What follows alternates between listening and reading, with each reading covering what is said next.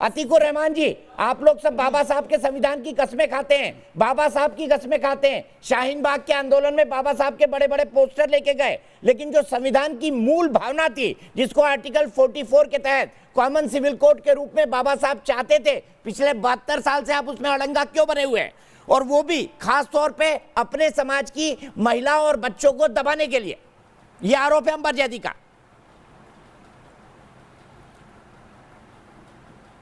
जी दीपक जी, देखिए हमारी इतनी बड़ी सोसाइटी के अंदर, इतने बड़े हिंदुस्तान के अंदर बहुत सारी समस्याएं हैं।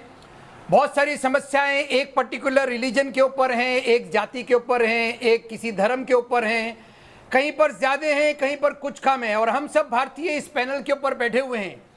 मेरी इतनी ही रिक्वेस्ट आपसे है कि जितना वक्त आप एक तरफ को देते हैं, उतना ही वक्त दूसरी तरफ को दीजिए, क्योंकि ये सारी की सारी इक्वालिटी का मामला है। अगर हम यूनिफॉर्म सिविल कोड की भी बात कर रहे हैं, तो यहाँ पर इक्वालिटी बेसिक स्ट्रक्चर है हमारे कॉन्स्टिट्यूशन का। यहाँ पर यूनिफॉर्म सिविल कोड की जब बात आती है दीपक जी, तो सबसे पहला पॉइंट यहाँ पर यह है कि आज तक के 70 साल के अंदर और 6 साल पिछली बीजेपी की गवर्नमेंट के अंदर सिर्फ और सिर्फ यूनिफॉर्म सिविल कोड की बात हुई है। कोई सरकार आज तक के, ना कोई स्टेट लेजिस्लेचर में और ना ही पार्लियामेंट के अंदर ड्राफ्ट रेजोल्यूशन लाने की हिम्मत नहीं करती है। सर, तो आपके दबाव में नहीं करती है, all India Muslim personal law board के दबाव में नहीं करती है। शाहबानो में क्या हुआ था, सरला केस में क्या हुआ था, इसका भी जवाब दीजिए ना सर। खूब गुडी गुडी मत बनिए। अगर आप रिफॉर्मर की तरह बात करना चाहते हैं तो अपनी गलतियों को भी मानिए। कांग्रेस आज तक इसलिए नहीं लाई क्योंकि आपको वोट चाहिए था। गलतियों को बिल्कुल नहीं मानूंगा। हाँ, ये तो बात हम भी मानते हैं। हर डिबेट पे हम ये कहते हैं कि कांग्रेस ने मुसलमानों का वोट बैंक की तरह इस्तेमाल किया। हमारी आंखें तो खुली। अगर कांग्रेस ने न लाकर गलत किया है तो मांग कर दीजिए प्रेम शुक्ला जी से कि यूनिफॉर्म सिविल कोड ले आइए। मांग कर दीजिए। आप अच्छी चीज है तो मांग कर दीजिए। बाबा साहब का सम्मान करिए।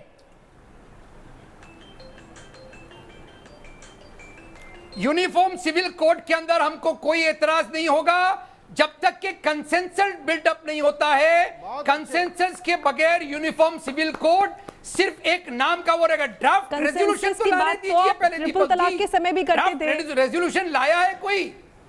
ठीक है, आप यहाँ पर रुके। अंबर जैदी बोलेंगी, फिर प्रेम शुक्ला। अंबर जी, क्या पॉइंट रखना चाहती है? ट्रिपल तलाक के वक्त क्या हुआ था बताइए एहतेशाम जी को। और अभी आपके दोस्त मौलाना साजिद रशीदी, वो तो शरिया का कानून लाने की बात कर रहे थे। इस्लामिक कानून आ जाए, आग के बदले आग, हाथ के बदले आग। अंबर जैदी जी, जी देखिए, यही तर्क, यही भाषा, यही शब्द, ये ट्रिपल तलाक के समय भी। मैं आपको लगातार तो बोलने नहीं दे सकता ना सर। 7 पैनलिस्ट बैठे मेरे साथ। नहीं, आप इस तरीके से, आप ये कौन सा एटीट्यूड? आप बात बोलेंगे लेकिन आपकी बात का जवाब नहीं सुनेंगे।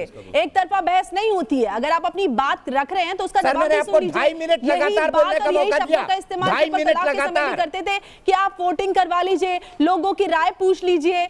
अगर लोगों की राय होगी, आप लोगों की राय रखवा लीजिए ना, पता चल जाएगा। किसी भी धर्म के किसी भी इंसान को कोई एतराज नहीं, सिर्फ आपको एतराज होता है जब भी अगर हम किसी रिफॉर्म की बात करते हैं, महिलाओं के अधिकारों की बात कर रहे हैं। भारत सबसे बड़ा लोकतांत्रिक देश है और हम मुस्लिम महिलाओं को उनको बराबरी का हक नहीं मिला हुआ है। तो मुझे लगता है भारत को लोकतांत्रिक देश बोलने का अधिकार भी नहीं होना चाहिए। इसको नहीं बोलना चाहिए कि भारत एक लोकतांत्रिक देश है जहां पर मुस्लिम महिलाओं को उनके अधिकारों से वंचित रखा गया है।